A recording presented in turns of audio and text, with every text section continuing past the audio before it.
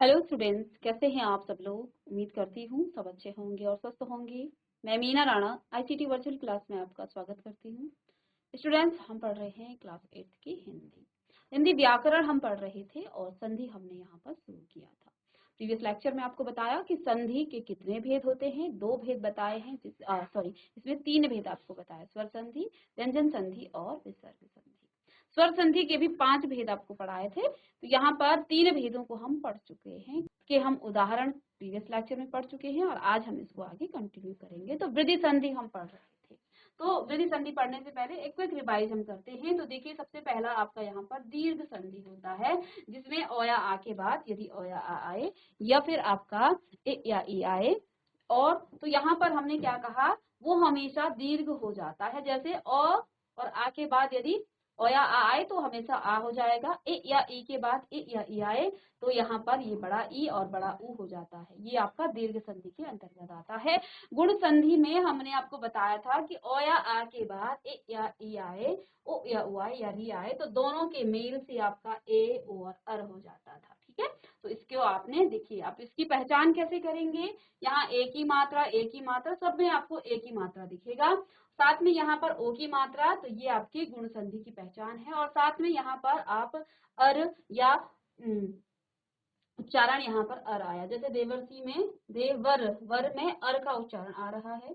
हर यहाँ पर भी आपका अर का उच्चारण आ रहा है। वृद्धि संधि के बारे में हमने कल आपको बताया था कि ओ या आ के बाद यदि ए या आई आए तो हमेशा आई हो जाता है, और ओ या आ के बाद यदि ओ या औ आए तो इन दोनों के मेल से इनसे औ हो जाता है।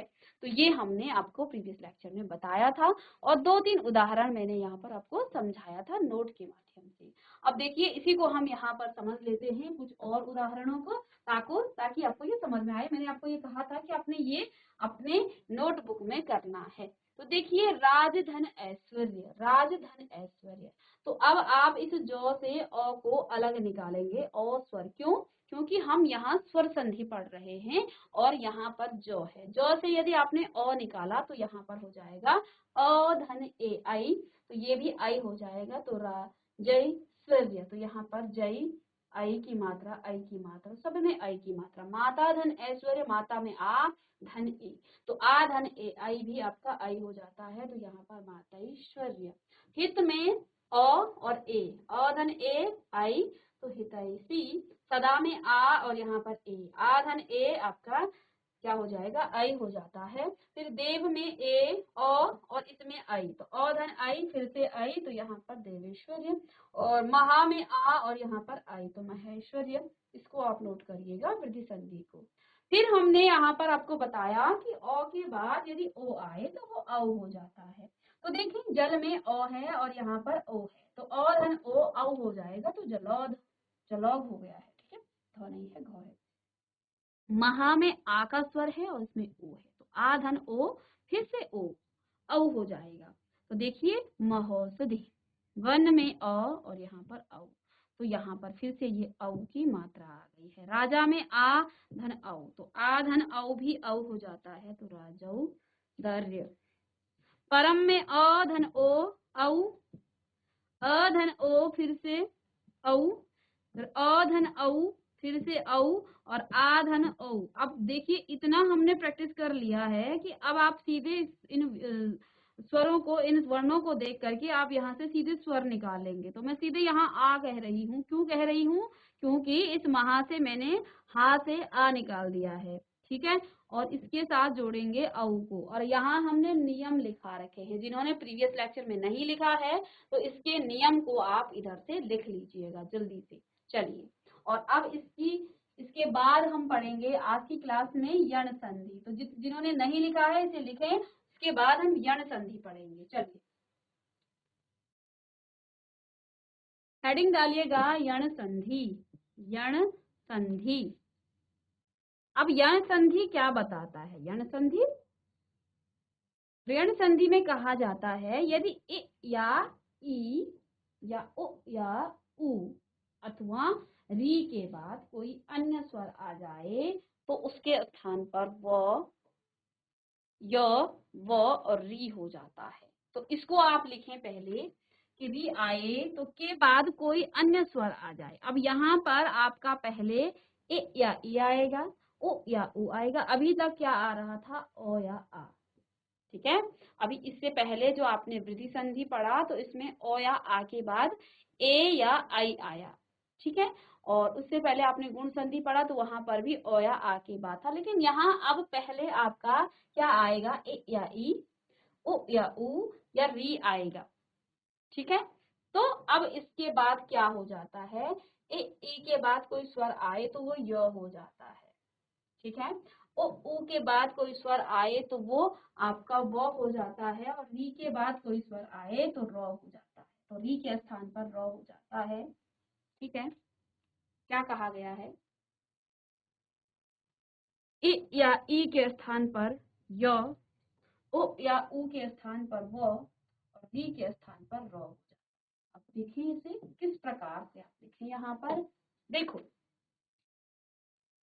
इ धन अ, इ धन अ, क्या कहा, यदि इ के बाद कोई स्वर आए तो इ के स्थान पर तो य हो जाएगा, और य में अब अ जोड़ेंगे तो यह आपका क्या हो जाएगा, फिर से ये आपका फिर से य ही हो जाएगा।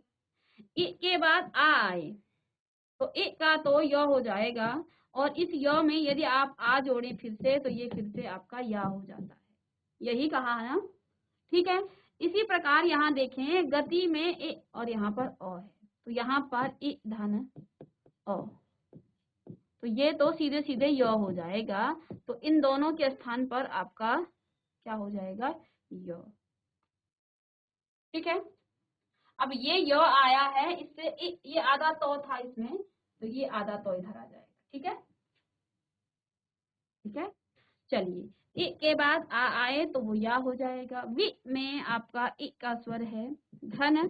ठीक है, धन आ, तो इ की जगह पर तो आपका या हो जाएगा, य हो जाएगा। इसमें फिर से आप आ जोड़ेंगे तो ये फिर से आपका या हो जाएगा। ठीक है,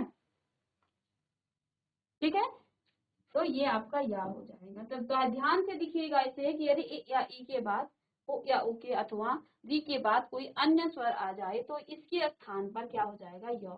जहां आपको ए या ई दिखे तो वहां पर य, ओ या उ दिखे तो वहां पर व, और री या री के स्थान पर र हो जाता है। इतना सा आपको लिखना है।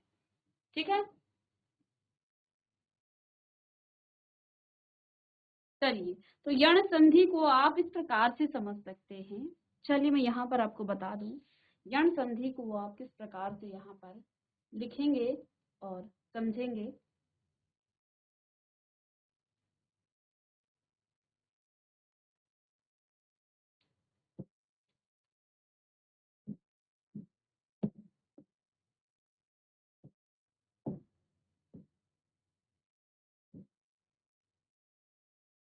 3 भेद पढ़ चुके हैं आप।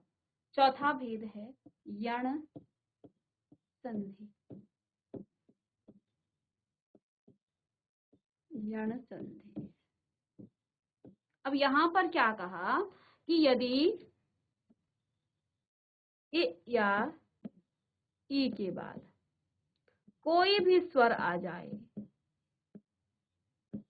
ठीक है, इ या ई के बाद कोई स्वर आ जाए यानी इसमें जुड़ जाए, तो यहाँ पर इन दोनों के मेल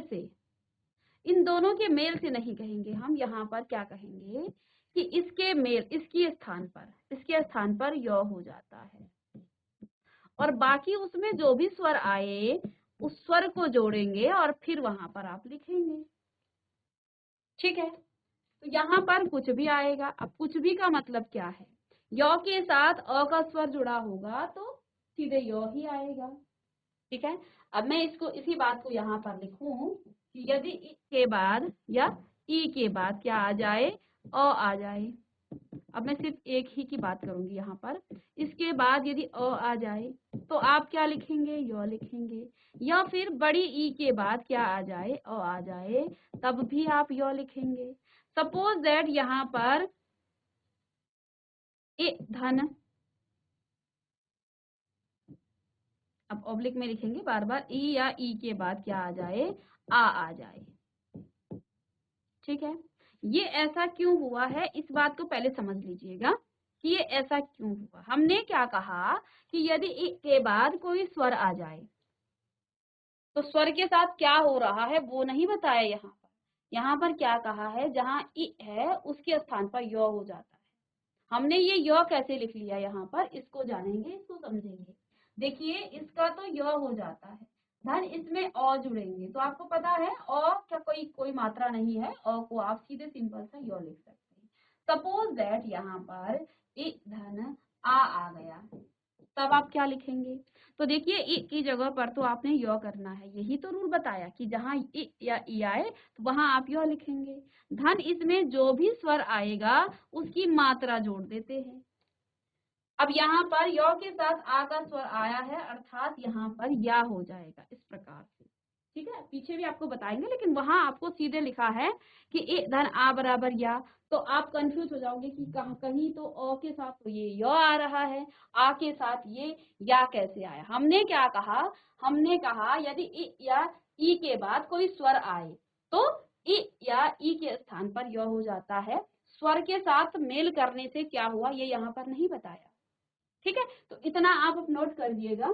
फिर इसके बाद हो सकता है यहाँ पर आ की जगह पर कोई और स्वर हो, कोई और स्वर आ जाए,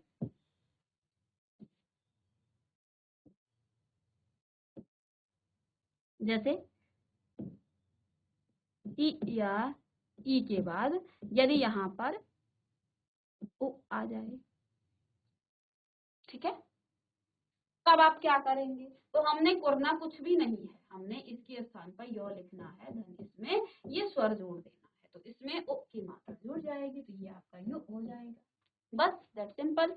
और यदि इसी के स्थान पर या ई के बाद यहाँ पर उ आ जाता है, बड़ी ऊ, तो फिर से यहाँ पर तो य लिखेंगे और इसमें आप क्या लिखेंगे ऊ, तो फिर ये क्या हो जाएगा यू, बस मात्राएं जुड़ जाएंगी। अब यहाँ ये नहीं कहा है कि इन दोनों के मेल से, स्वर और ई के मेल से, यहाँ ये बताया है सिर्फ कि ई या ए के स्थान पर य हो जाता है। ठीक है, इसको आप लिख लीजिएगा। इसके बाद दूसरा यहाँ पर क्या कहा, दूसरी बात क्या कही कि यदि उ या ऊ के बाद कोई भी स्वर आ जाता है, उ या ऊ के बाद कोई भी स्वर आ जाता है, तो इन दोनों के स्थान पर तो वो हो जाएगा और धन यहाँ पर आपका स्वर होगा। ये बात बताई है जो पीछे मैं आपको डेफिनेशन उसकी परिभाषा में बता रही थी। तो यदि आगे से ए या ई आए तो य होगा, उ या उ आए तो आपका वो होगा। अब इसी को हम समझ लें, यदि हम समझें तो उ धन आ गया, तो उ के बाद आ आया है, अर्थात उ का तो वो हो जाना है, और धन इसमें स्वर जुड़ गया आ का, तो ये आपका वाह हो जाता है इस प्रकार से। अब समझ में आया। तीसरी बात क्या कही है यहाँ पर, देखिए तीसरी बात क्या कही है कि यदि री के बाद कोई भी स्वर आता है तो री का क्या हो जाता है, री का रो हो जाता है, धन उसमें जो भी स्वर आएगा उसको आप जोड़ेंगे। ठीक है, जो भी स्वर आएगा उसमें जोड़ेंगे। तो इतना आपने लिख लेना है, फिर मैं आपको पीछे समझाऊंगी किस प्रकार से आपको ये बात बताई गई है। तो यण संधि हमें क्या बताता है, यण संधि में यहाँ पर क्या होता है, देखिए मेल तो हो रहा है, मेल तो हो रहा है, किसका मेल हो रहा है, यहाँ पर दो स्वरों का मेल हो रहा है। पहला स्वर आपका ए और ई है, ठीक है, दूसरा यहाँ कोई भी स्वर आ जाता है। तो जब इनका मेल होता है, जब इनका मेल होता है तो नियम क्या हुआ कि इस ए या ई का य हो जाएगा। फिर देखिए उ या उ का के साथ स्वर को जोड़ा गया है, क्योंकि स्वर संधि है तो दो स्वरों को ही जोड़ेंगे। अब स्वर को जोड़ने के बाद देखिए ये य हुआ है, दो स्वरों को जोड़, यहाँ ये मत बोलिए कि आपने यहाँ पर व्यंजन को स्वर के साथ जोड़ा है, इन दो स्वरों को जोड़ने के बाद ही ये परिवर्तन आया है। ये ए और ई को हमने फिर किसी स्वर के साथ जोड़ा है, पहले तो हमने स्वर को ही जोड़ा है। स्वर जोड़ने के बाद यहाँ पर परिवर्तन आया है, फिर व्यंजन आ गया है, तब हमने उसमें स्वर की मात्रा को जोड़ा है। तो पहला काम तो हमने स्वर को स्वर के साथ जोड़ा, तब जाकर के ही ये नियम है। तो ये यण संधि है कि यदि आपके पास ए या ई, ओ या उ आए या री आए और उसके बाद कोई स्वर आए तो ई का य हो जाएगा, उ का व हो जाएगा और री का आपका र हो जाएगा, और फिर उसमें जो भी स्वर आएगा उसकी मात्रा को आप जोड़ेंगे और उसको लिखेंगे। तो चलिए इतना आप पहले नोट करें, और इसके बाद हम पीछे एक बार फिर से परिभाषा पर जाते हैं। इसको समझने के बाद अब आपको परिभाषा समझ में आएगी कि ये वास्तव में क्या कहा जा रहा है और क्यों कहा जा रहा है। चलिए इसको आप जल्दी नोट करें।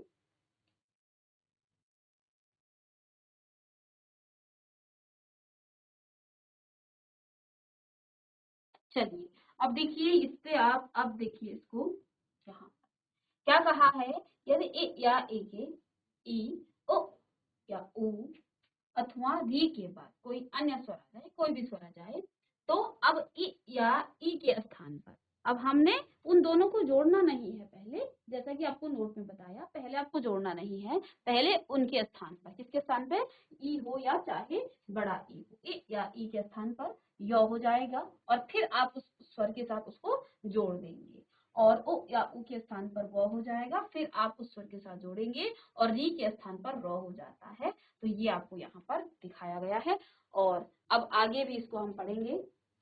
तो यहाँ पर देखिए इसी के नियम है ये आगे। तो देखिए ए के साथ अ जुड़ा है तो य हो जाएगा, ए के साथ आ जुड़ा है तो इसका तो य हो जाना है, फिर इसके साथ आ जुड़ेगा तो या हो जाएगा, ओ जुड़ा है तो यू हो जाएगा, इसी प्रकार से उ है तो यू हो जाएगा। ऐसे ही ए धन ये, ए धन आई, यई, ओ धन आपका, अब सॉरी ये तो आपका ई का था, अब उ के बाद कोई स्वर आ जाए तब इसका व हो जाएगा। अब यहाँ अ है तो व हो जाएगा, यहाँ पर व हुआ है फिर इसके साथ आ जुड़ा है तो वाह हो गया है। ऐसे ही इ के साथ वी हो जाएगा, उ के साथ वी, उ, ओ धन ई, वी, ओ धन ए, वे। अब समझना है इस चीज को, ठीक है, इसे हमें रटना नहीं है, इसको समझना है। ऐसे ही री के बाद आपका कोई अन्य स्वर आ जाए तो र हो जाता है। अब कौन सा स्वर आ रहा है उसकी मात्रा जुड़ जाती है। अब इसके हम एक एक करके इसके उदाहरणों को समझेंगे और फिर आपको समझ में आ जाएगा। तो पहले आप इनको नोट करें, इन सभी नियमों को आप नोट करें, ये एक प्रकार से नियम है, ठीक है।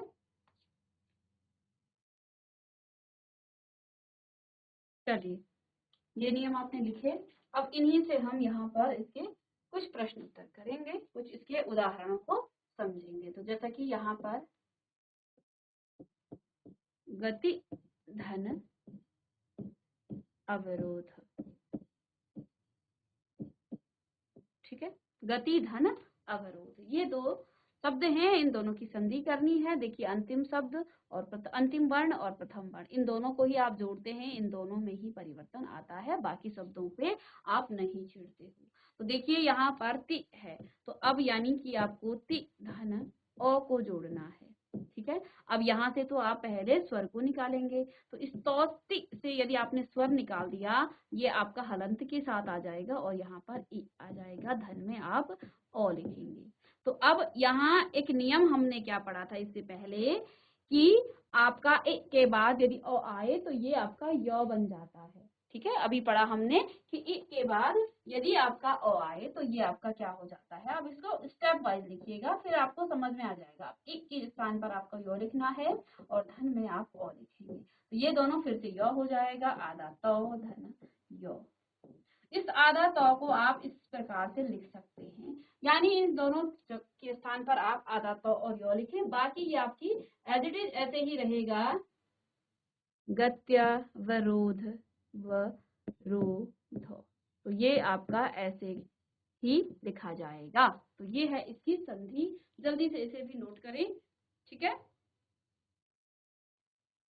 यहाँ पर हमने ई और अ को जोड़ा, ठीक है। एक दूसरा उदाहरण यहाँ पर लीजिए, लक्ष्मी धन आगमन, लक्ष्मी धन आगमन। ठीक है, लक्ष्मी धन आगमन। अब मी और आ, इन दोनों को आपने जोड़ना है। संधि करने के लिए प्रथम शब्द के अंतिम वर्ण और द्वितीय शब्द के प्रथम वर्ण को आपस में जोड़ा जाता है। तो अब आप देखिए, मैं इसको डिटेल में ही लिखूं, यानी कि मुझे मी धन आ, इन दोनों से ही हमें क्या करना है, जोड़ना है। फिर स्वर संधि है, तो यहाँ से आप स्वर निकालें, मो आधा हो जाएगा और इसमें बड़ी ई की मात्रा धन आ। अभी हमने इससे पहले क्या पढ़ा कि ई के बाद या ई के बाद कोई अन्य स्वर आए तो या ई का य हो जाएगा। तो म को एज इट इज ऐसे लिखेंगे, इसका य हो जाएगा और धन इसमें आ जुड़ेगा। अर्थात अब इसमें आ जाएगा आपका मो, ऐसे ही य के साथ आ जोड़ेंगे तो ये हो जाएगा आधा या। अब इसको भी आप आधा मो की तरह लिखेंगे, तो ये आधा मो और या।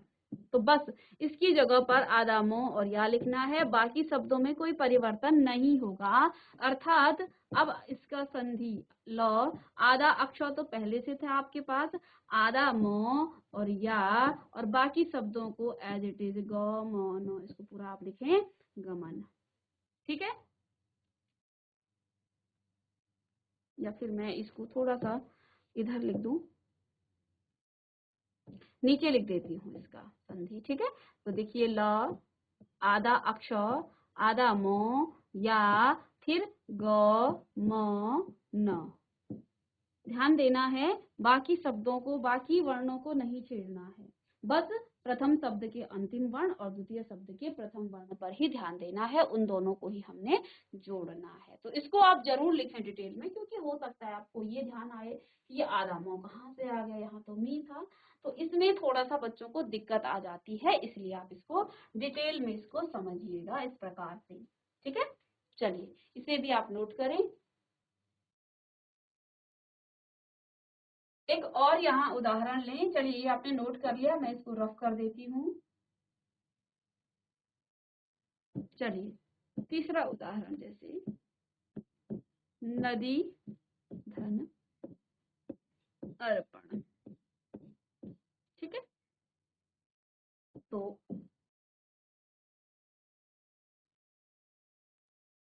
नदी धन अर्पण, तो दी और अ, इन दोनों को जोड़ना है। डिटेल में लिखूंगी ताकि समझ में चीजें आए। दी से स्वर निकाला, तो ये आपकी बड़ी ई और अ, और आपने अभी भी पढ़ा कि यदि इसके बाद अ आ जाए, ई या ई के बाद, तो वो य हो जाता है। तो आधा द तो है ही, धन इसमें य और धन अ, और य और अ को जोड़ने के बाद आपके पास फिर से य ही आ जाता है। तो आधा द को आप ऐसे लिखेंगे। ठीक है, तो अब आप इन दोनों की संधि करने के बाद क्या आपके पास आ जाता है, तो न, आधा द, य, प, नद्यर्पण। ठीक है, ये इसकी संधि है, इसको आप लिखें। चलिए इतना आपने लिख लिया है, इसको नोट करें।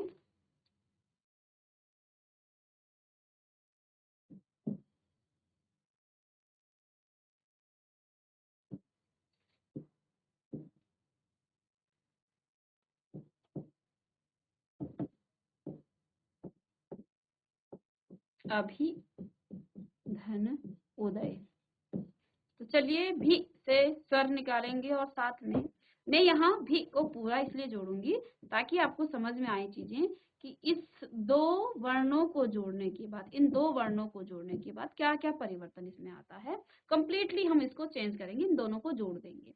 फिर देखो ये स्वर संधि है, तो यहाँ पर भ अलग निकाल देंगे और यहाँ पर आपका इ का स्वर है, धन में उ। अब यम ने अभी इससे पहले क्या कहा था, यदि इसके बाद कोई स्वर आए तो इसका तो य हो जाएगा। तो देखिए पहले भ तो आपका ऐसे ही रहेगा, ये आपका क्या है, ये आपका भ है और साथ में इसमें हलंत है। ए का य हो जाता है, ये हमने पढ़ा था, और धन में ओ। ओ, य में ओ का स्वर जोड़ें तो फिर से आधा भ तो होगा ही, साथ में यहाँ पर आपका हो जाएगा यू। अब इन दोनों का जब आप क्या करेंगे, इन दोनों की जब आप संधि करेंगे तो ये आधा भ और आधा भ को आप किस प्रकार से लिख सकते हैं,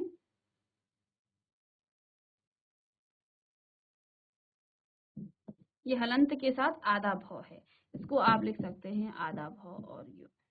ठीक है, तो ये हो जाएगा आधा भ यू द य। बस अब स्व शब्द क्या आ रहा है उससे फर्क नहीं पड़ेगा, बस आपने संधि कर दी ना इन दोनों के स्थान पे, इतना सा इसकी जगह पे ये लिख दिया बस। अभ्युदय। एक और उदाहरण देखिए, देखिए इसके हम बहुत सारे उदाहरण, ताकि आपको विधन ऊह, क्योंकि यहाँ पर डाउट हो जाता है बच्चों को ये आधा भ ये कहाँ से आ रहा है। ठीक है, तो देखिए यहाँ से ये पहला स्वर है, इसमें से स्वर निकालिएगा तो विधन ऊह में ऊ स्वर है, इससे भी स्वर निकालेंगे तो यहाँ पर इ का स्वर आएगा और आगे आपके पास आधा व बच जाता है। ठीक है, तो इसमें आप अब देखिए ई के स्थान पर ई के बाद स्वर आया है, अर्थात व को ऐसे लिखेंगे, यहाँ आधा व आपका बच जाता है, धन में ई का य हो जाएगा, धन उ, और फिर इसको जोड़ेंगे, ये आधा व इस प्रकार से, धन में यू, तो ये आधा व यू और व्यू। चलिए इसको जल्दी जल्दी नोट करें।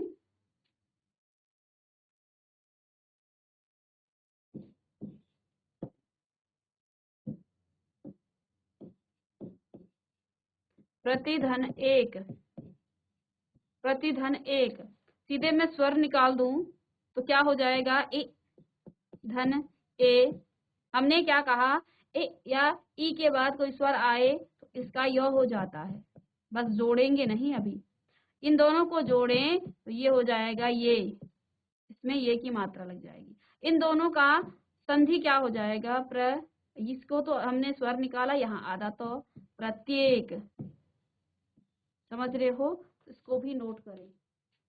ठीक है, चलिए, तो ये था आपका इ या ई के बाद यदि कोई स्वर आए उस पर बेस्ड ये आपके कुछ उदाहरण। ठीक है, अब हमने क्या कहा कि यदि ओ या ऊ के बाद कोई स्वर आए, कोई भी स्वर आए तो परिवर्तन यहाँ पर वो हो जाएगा और धन उसमें हम फिर से उस स्वर को जोड़ देते हैं। ठीक है, ये भी हमने यहाँ पर एक नियम बताया था। एक शब्द ले लेते हैं संधि करने के लिए, मधु धन अरि, क्योंकि ये चीजें हमें शब्दों से समझ में आता है ज्यादा। मधु धन अरि, ठीक है, इसकी संधि आपको बताया गया है कि मध्वरी है। अब आपको समझ में नहीं आ रहा है, यहाँ तो ओ की मात्रा थी, अब यहाँ ओ था, ये आधा ध कैसे हो गया है, इसी को समझने के लिए हम क्या करते हैं, हमें पता है प्रथम शब्द के अंतिम वर्ण और द्वितीय शब्द के प्रथम वर्ण को आप जोड़ते हैं, तो यहाँ पर इसको धु धन अ, पर ये तो स्वर संधि है, स्वर संधि में जुड़ती है दो स्वर, इससे भी अब आपको क्या करना है, स्वर निकाल देना है, तो ये बेस्वरा आपका हलंत के साथ होगा, साथ में यहाँ पर उ होगा और यहाँ पर अ होगा। अब हम क्या कह रहे हैं, ओ या ऊ के बाद कोई स्वर आता है तो इसका तो वह हो जाता है, अर्थात इस ध को तो आप ऐसे ही छोड़िए, इस पर नहीं छेड़ना है, इसका हो जाता है व, तो यहाँ पर व हो जाएगा और धन में अ, व को आप फिर अ के साथ जोड़ेंगे तो कोई फर्क नहीं पड़ेगा, आप उसको फिर से वो ही लिख पाएंगे, और इसको हम आधा ध की तरफ योग करते हैं, अर्थात इसकी जगह पर अब आप आधा ध लिखेंगे और बाकी शब्दों में कोई परिवर्तन नहीं आता है। ठीक है, तो देखो इसका जो संधि है वो इस प्रकार से मध्वरी हो जाता है। ठीक है, ये जरूरी है कि आप शब्दों को इस प्रकार से समझें, तब जाके आपको डिटेल में ये समझ में आता है। एक और देखते हैं, फिर उसके बाद देखिए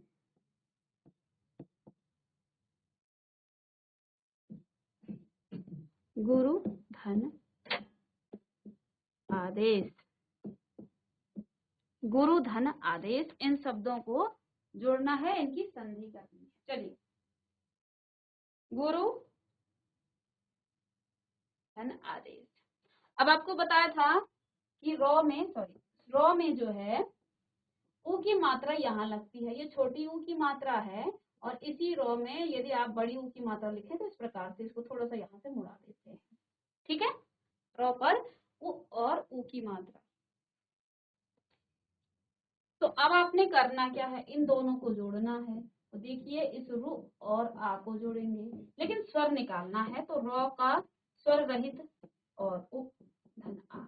हम क्या कह रहे हैं, ओ के बाद कोई स्वर आए तो वो आपका क्या हो जाता है, ये आपका व हो जाता है, और यहाँ पर आ। फिर से इन दोनों को जोड़ेंगे तो ये रॉ है आधा, और धन आपका ये हो जाएगा वा। इस रॉ को लगाने के अलग अलग तरीके हैं। गुरु वादेश, देखिए इन दोनों को जोड़ेंगे, गु